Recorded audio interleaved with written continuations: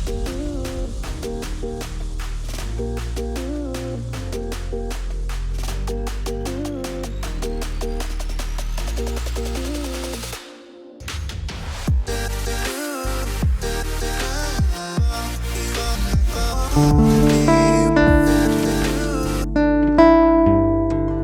terima kasih Tuhan buat hari ini ya Bapak.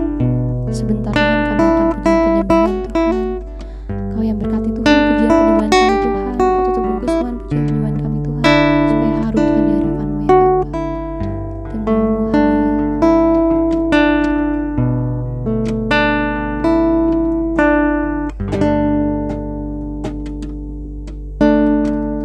I've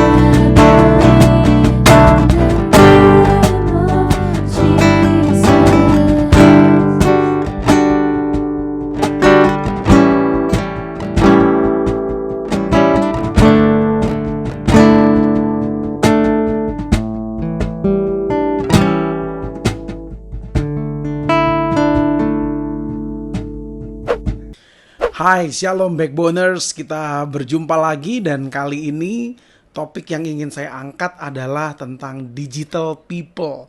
Nah, kalau kita bicara tentang digital, ini adalah sebuah era baru yang terjadi beberapa dekade belakangan ini. Kalau kita bicara tentang digital, kita juga bicara tentang teknologi. Nah, kalau kita bicara tentang teknologi, ini kita bicara tentang rentan waktu tertentu. Nah, di dalam apa yang saya pelajari secara sosiologi, ada waktu di mana manusia itu ada di dalam area yang namanya pra-industri. Ya, ini adalah area di mana orang-orang itu masih berkelompok dan membangun sebuah benteng kota-kota tertentu di mana itu adalah orang-orang dari suku-suku mereka. Mereka melakukan berbagai macam kegiatan sehari-hari dalam kota tertentu di mana mereka menjaganya. Ini adalah orang-orang yang bergabung di dalam satu suku. Lalu terjadi sebuah perkembangan zaman, ada ditemukan mesin pabrik dan lain-lain, pabrik-pabrik mulai didirikan dan masuklah masyarakat ini masuk ke dalam masa industri di mana orang-orang mulai bekerja sebagai pekerja-pekerja di pabrik dan terjadi berbagai macam perubahan teknologi-teknologi yang lainnya, misalnya seperti mesin cetak dan lain-lain. Nah, sekarang kita masuk ke dalam era yang namanya digital. Segala sesuatu itu berupa digital, berupa sesuatu yang sifatnya informasi yang kita bilang in the cloud gitu ya. Nah, kalau kita bicara tentang teknologi, tentunya Alkitab menyebutkan berbagai macam hal. Kalau kita baca di dalam Alkitab sungguh-sungguh kita akan menemukan berbagai macam teknologi yang terjadi pada masa itu. Tentu saja kalau kita lihat sekarang kita akan bilang itu terlalu jadul, tapi pada masa itu adalah sebuah teknologi yang luar biasa. Contohnya ya, kalau kita lihat di sini ada beberapa kejadian di dalam Alkitab yang kita bisa katakan sebuah teknologi pada zaman itu. Dan Alkitab mencatat hal ini. Ya, misalnya katakan Kejadian 4 ayat 17 di mana waktu itu Kain membangun kota. Ini awal-awalnya sejarah manusia. Ada ya. Lalu Tubal Kain membuat benda-benda dari kuningan. Itu kalau kita bisa baca di Kejadian 4 ayat 2. Dan kita tahu Nuh membuat bahtera, Salomo membangun bait Allah, ya Paulus menggunakan surat. Nah, itu ada berbagai macam dan belum lagi disebutkan teknologi-teknologi di mana mereka membuat berbagai macam senjata. Mereka melakukan arsitektur dalam membangun bangunan-bangunan pada masa itu ya.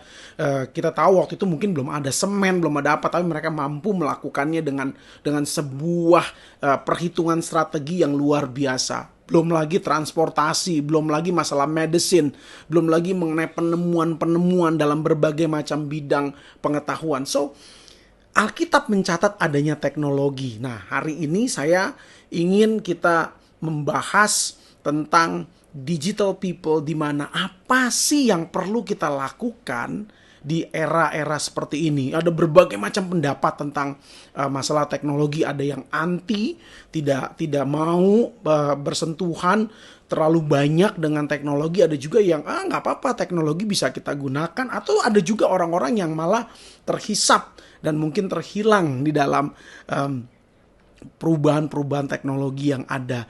Nah, mari kita lihat bahwa sesuatu yang perlu kita waspadai adalah bahwa manusia, ya kalau kita hitung secara rata-rata, manusia itu hidup di muka bumi itu kurang lebih 27.275 hari. Nah, ini dia. Ya, 27.275 hari. Ya, ini manusia rata-rata hidup di bumi. Ya, dan berdasarkan sebuah survei dikatakan bahwa selama satu hari, ya orang sekarang zaman now itu melihat layar handphone saja itu kurang lebih 80 kali ya, dalam sehari itu hanya layar handphone saja. Ada beberapa penemuan yang mengatakan 90 kali ya, tapi katakan 80 kali sehari lah. Nah, itu artinya kita menghabiskan kurang lebih 3,4 jam sehari. Nah, kalau kita hubungkan dengan 27.000 sekian hari kita hidup, berarti kurang lebih kita menghabiskan melihat layar handphone saja itu 11 tahun. So 11 tahun ini adalah serious business. Ini adalah sesuatu yang sangat serius yang perlu kita maknai dengan cara yang benar. Ya, bukan berarti kalau kita bicara tentang teknologi itu artinya kita anti dan tidak menggunakan teknologi. Tidak, teknologi itu hanyalah alat, hanyalah fasilitas. Tadi dikatakan di Alkitab disebutkan ada begitu banyak macam teknologi-teknologi yang terjadi yang disebutkan di dalam Alkitab. Dan yang perlu kita ketahui bahwa Tuhan mengizinkan teknologi ini terjadi untuk membantu kehidupan manusia jauh lebih baik. But the question is, what are you going to do with the technology today? Itu yang menjadi sebuah pertanyaan yang perlu betul-betul kita proses di dalam kehidupan kita sehari-hari. Saya suka sekali dengan ayat di dalam Alkitab. Ya, saya akan bacakan di Mazmur 90 ayat 12 ya.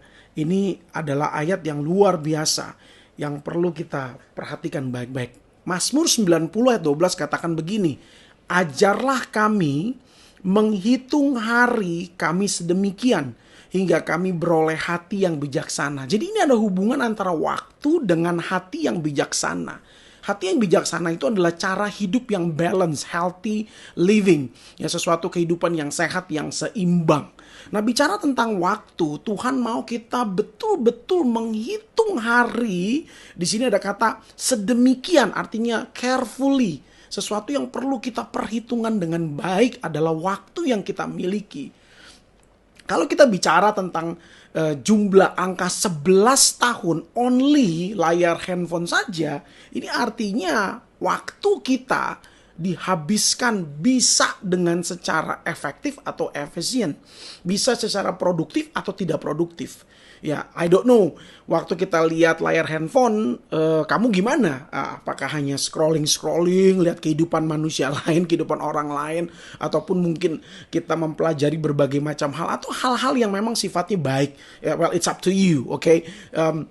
Hari ini tujuan saya adalah memprovokasi pikiran kamu untuk bisa memikirkan what should I do with the time and with the digital lifestyle yang kita punya hari-hari ini. Ya, sekali lagi digital lifestyle itu sangat membantu. Can you imagine today kita menggunakan cashless di mana-mana, kita tinggal scan barcode dan kita bayar. Kita menggunakan teknologi begitu luar biasa. Ada mbah Google di mana kita bisa mencari berbagai macam sources. You can learn almost anything saat ini dengan perubahan teknologi yang luar biasa. Mau belajar masak, mau belajar menulis, mau belajar membaca cepat, mau belajar gaya berenang, mau apapun, anything. You can search in Google, you can search in YouTube, you can study. Ya, bahkan hari-hari ini saya sangat menyukai sekali menggunakan teknologi internet untuk belajar, mencari cross reference ya. Di mana-mana ada source-nya. So it's good, it's really good. Okay, but the question is back adalah apa yang kita perlu lakukan untuk menghabiskan waktu sedemikian dengan hati yang bijaksana. Sehingga kehidupan kita ini adalah kehidupan yang menghasilkan buah. Karena Alkitab katakan dari buahnya lah kau bisa tahu kualitas kehidupan itu. So, bicara tentang hari, bicara tentang waktu, Pengkhotbah 3 ayat 1 katakan sesuatu yang luar biasa. Ini apa? Kita perlu benar-benar memperhitungkan. Dikatakan begini, untuk segala sesuatu ada masanya. Itu artinya bahwa segala sesuatu akan ada masanya. Jadi umur kamu, umur saya ada masanya. Apapun yang kita lakukan ada masanya. So ini good news. Kalau kita dalam kondisi mungkin saat ini kita menderita, kita mengalami disiplin, kita mengalami rasa sakit, tidak nyaman, ada masanya. Itu akan berlalu. Kalau hari ini kita mengalami COVID-19, ada masanya. Itu pasti berlalu. Tapi segala sesuatu ada masanya kata Alkitab. Dan untuk apapun di bawah langit ada waktunya. So kalau kita bicara tentang teknologi yang tadi saya hubungkan dengan waktu, kita betul-betul perlu memikirkan apa yang harus kita lakukan hari-hari dalam kehidupan digital.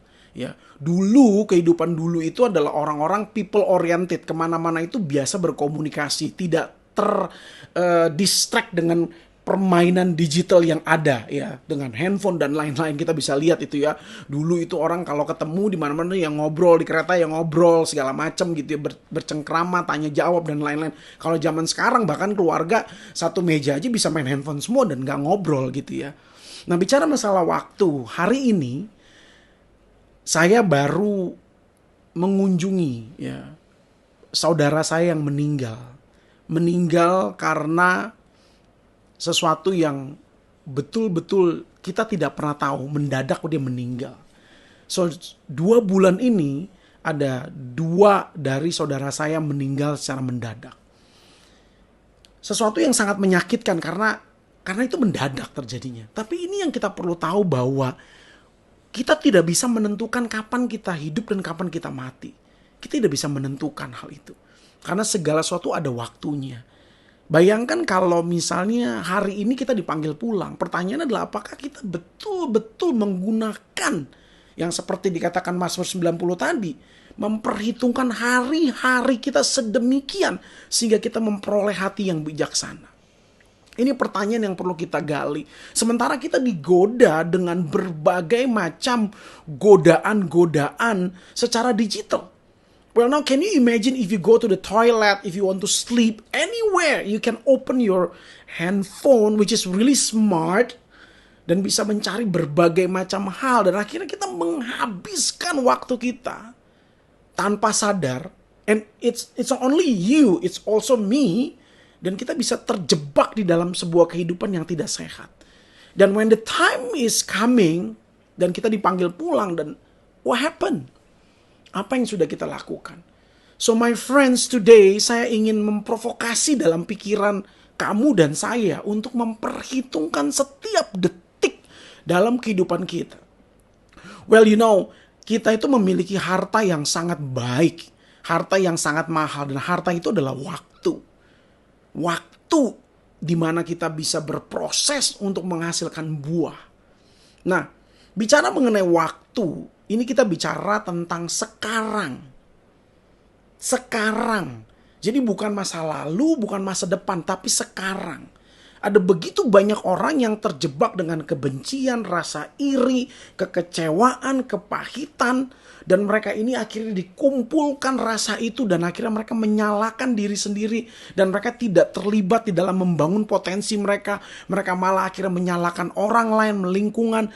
Dan seluruh luka itu mereka bawa sekarang masih mereka simpan. So bicara tentang sekarang adalah bicara mengenai bagaimana caranya kita bisa betul-betul produktif, bebas. Karena Alkitab katakan kebenaran itu akan membebaskan kita.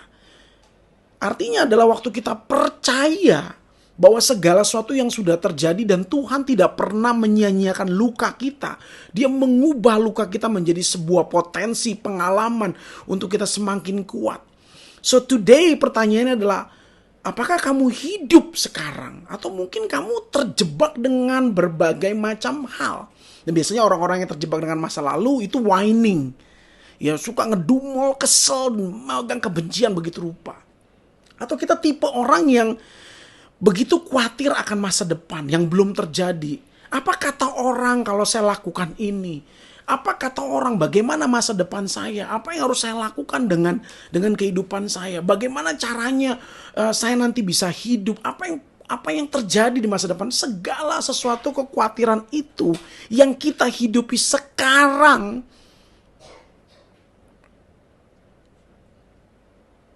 Walaupun itu buat masa depan, tapi berdampak hari ini. So hari ini, my friends, let me give you a question. What are you doing right now? What are you doing right now? Satu ayat yang luar biasa dari Roma 12 ayat 2. Dan ini ayat yang benar-benar timeless. Artinya timeless adalah dipakai untuk segala waktu. Ya, ini ayat yang saya sangat suka. Janganlah kamu menjadi serupa. By the way, ini Roma 12 ayat 2. Janganlah kamu menjadi serupa dengan dunia ini. Ini artinya bukan berarti kita menolak teknologi. Bukan. Ini juga bukan artinya kita nggak mau vaksin. Bukan. Karena vaksin katanya bisa terlibat dengan antikris. Bukan.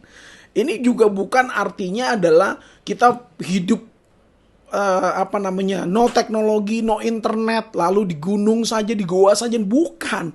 Ini bicara tentang janganlah kamu menjadi serupa dengan dunia. Ini bicara tentang sikap. bicara tentang identitas kita, bicara tentang belief kita akan apa yang Tuhan berikan hari ini, di mana ada teknologi yang terjadi dalam kehidupan kita. Dan ayatnya luar biasa, katakan tetapi berubahlah, renewing your mind, oleh pembaruan budimu, sehingga kamu, nah ini luar biasa, dapat membedakan mana kehendak Allah.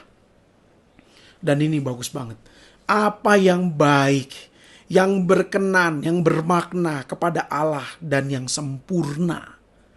Saya selalu menjaga pikiran saya ya dengan 3. Pertama, apakah ini mengandung kebenaran? Yang kedua, apakah ini penting buat saya? Apakah ini bermakna buat saya? Dan ini diambil dari ayat ini. Ya. So, pertanyaannya adalah dengan digital yang begitu luar biasa, apakah kamu mau bertanggung jawab dengan resources yang sudah Tuhan berikan? Kekuatan, kekayaan, kenikmatan di dalam seluruh teknologi itu untuk benar-benar kita menggunakan setiap waktu hari ini agar kita hidup lebih bermakna, lebih berbuah. Jadi pertanyaannya adalah bukan berarti kita menolak teknologi. So the topic about digital people adalah orang-orang yang masuk ke dalam era digital dan mampu bertanggung jawab dengan segala resources. The question is again to you, apakah kita menggunakan waktu kita most of the time, and also is the question for me, bangun pagi gitu ya, langsung lihat handphone, sebelum tidur malam kita menghabiskan waktu ngeliat handphone dan kita scrolling terus. Ini pertanyaannya bukan hanya untuk kamu ya, buat saya juga. Apakah kita waste our time untuk hanya hal-hal seperti itu? Janganlah kamu menjadi serupa dengan dunia ini dan kita membandingkan kehidupan kita dengan orang lain. Ya, I feel so unhappy until I lihat di sosial media betapa bahagianya kamu. Wow. Waktu kita mulai membandingkan kehidupan kita dengan orang lain, kita feel unhappy.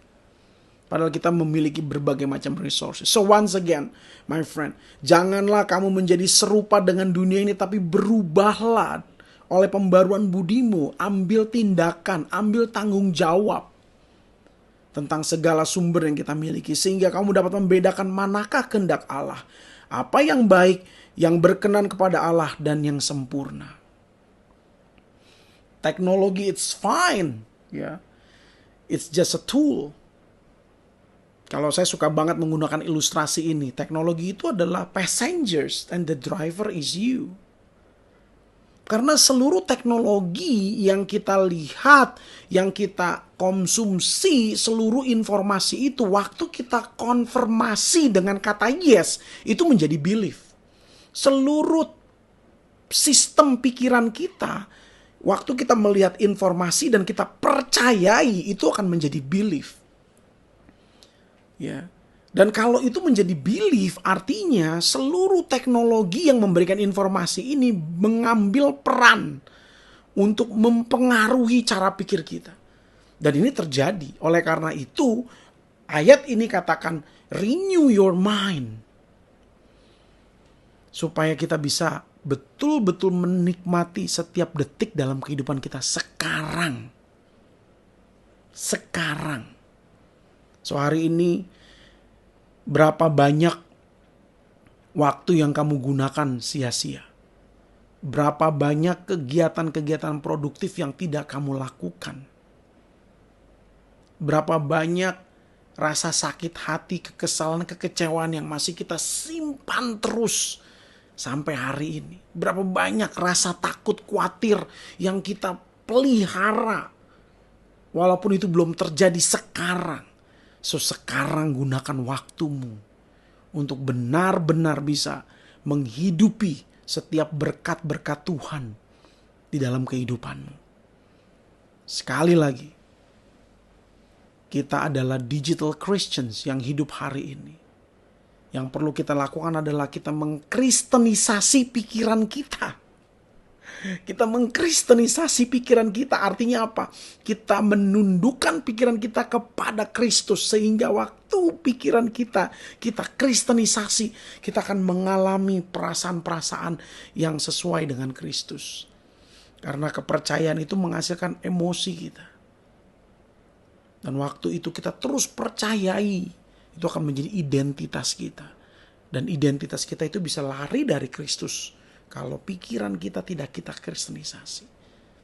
So how do you use technology to help you to Christianize your mind? How do you use technology to help you living meaningfully, productively, dan kita mengalami berkat-berkat Tuhan. Guys, thank you so much. I'll see you again.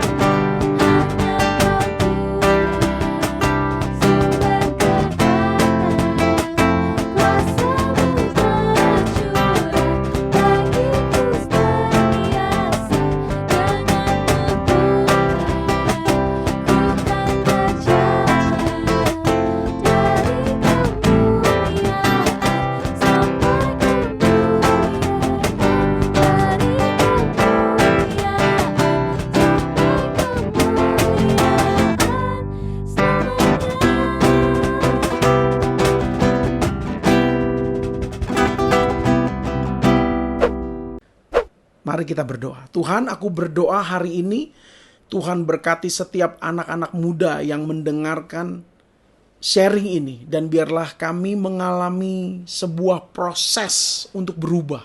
Sehingga kehidupan kami menjadi kehidupan yang lebih baik.